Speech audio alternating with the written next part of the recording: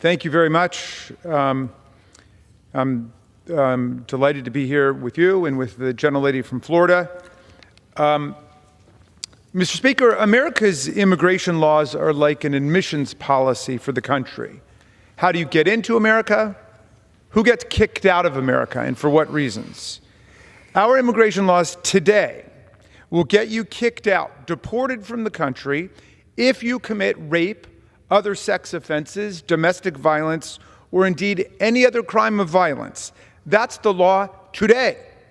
You're convicted, you're deported, you're out. That's been the law for decades in America. Our immigration law establishes a similar policy on the way in. It provides that anyone seeking admission to America who's committed a violent sex offense or a crime of domestic violence is inadmissible to our country.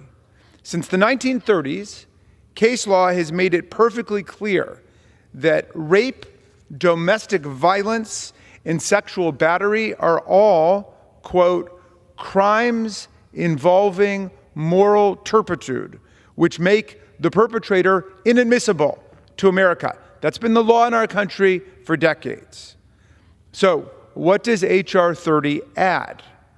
If committing a sexual assault or domestic violence will already render you deportable and inadmissible under our laws, why do we need to create another section of the law doing the same thing? Is it necessary or is it redundant? Of course, it's being redundant and unnecessary may not be a sufficient reason to vote against the bill. After all, I cheerfully admit that this body, under the stewardship of our friends, passes a lot of unnecessary and redundant legislation in the House just to send a message, as they say, and perhaps this is what our friends set out to do today, to pass another simple messaging bill. The complication today is this. The way this messaging bill is actually written will create big problems for many, many victims of domestic violence. That's why more than 200 national and state and local groups advocating for the victims of rape and the survivors of domestic violence, the people across America we should be listening to today, strongly oppose the bill our colleagues have brought forward. The National Task Force to End Sexual and Domestic Violence sent us a letter urging us to reject H.R. 30, and I urge every single member of Congress to read this letter carefully before you vote on this bill.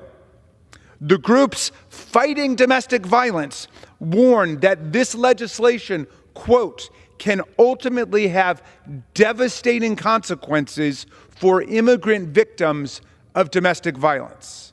The signers of this letter include a range of national groups like the YWCA, the National Council of Jewish Women, the AFL-CIO's Coalition of Labor Union Women, and dozens of state and local groups like the California Partnership to End Domestic Violence, the Colorado Coalition Against Sexual Assault, the Maryland Coalition Against Sexual Assault, the Mississippi Coalition Against Domestic Violence, Catholic Charities in Omaha, Nebraska, and dozens more from states across the country.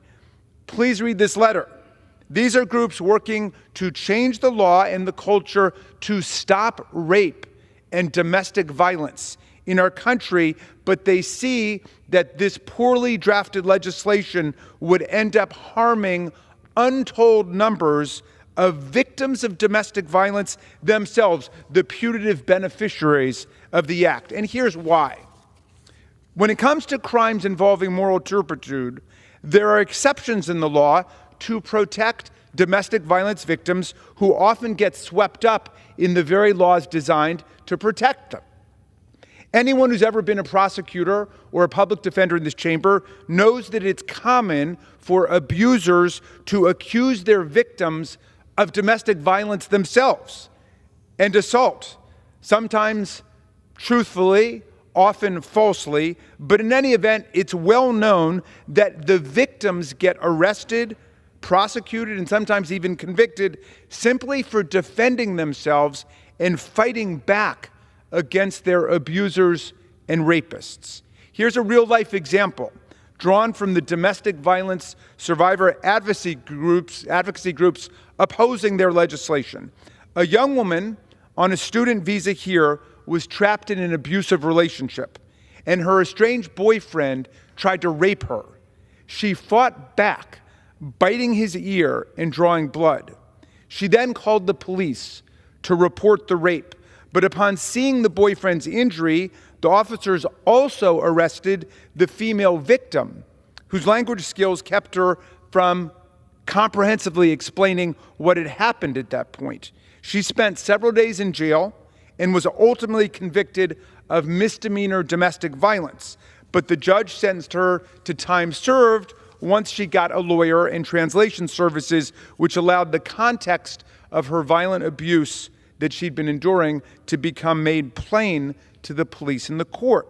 Now, because of exceptions that exist in our laws today, this woman was not deemed inadmissible to America because her simple assault charge carried less than a 6-month penalty.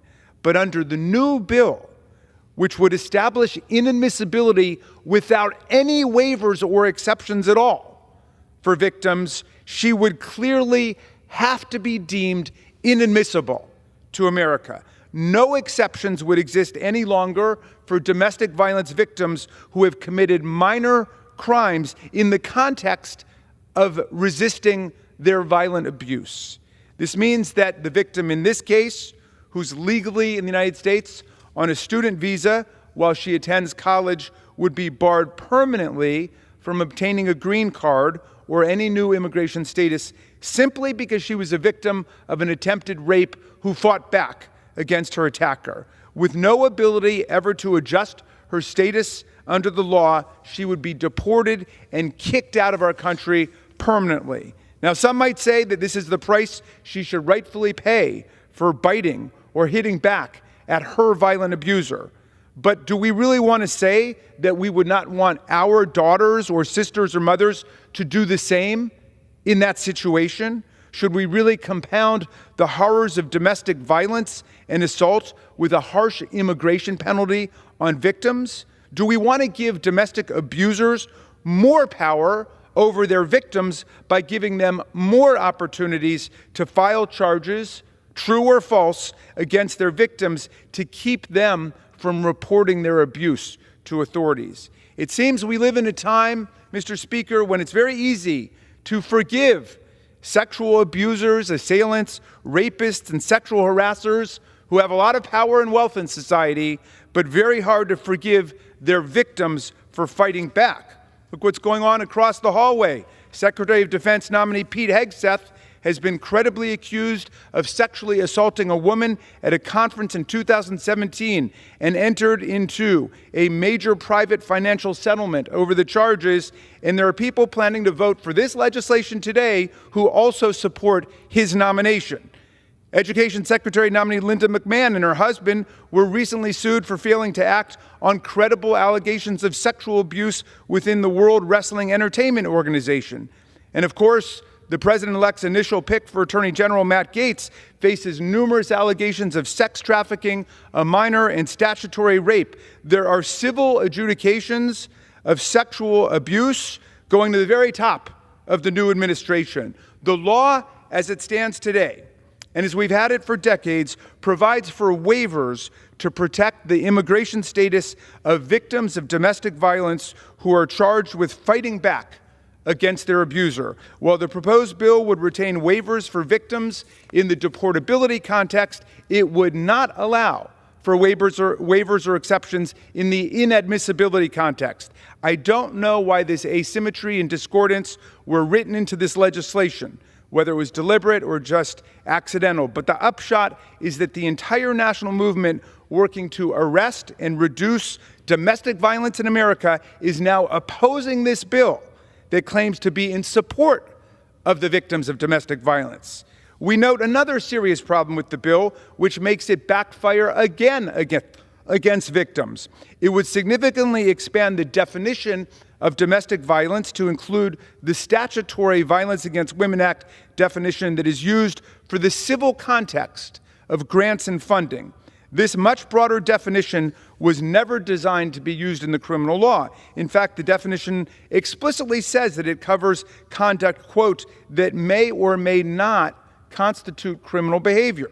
The definition of domestic violence under existing federal criminal law, which is currently also used in immigration law, focuses on the element, Mr. Speaker, of physical force, but the broader VAWA-based definition, appropriately fitted for grant and funding purposes, sweeps in a broad range of behaviors, including verbal, psychological, economic, or technological abuse. Once again, in the inadmissibility context, this transposition can have severe consequences.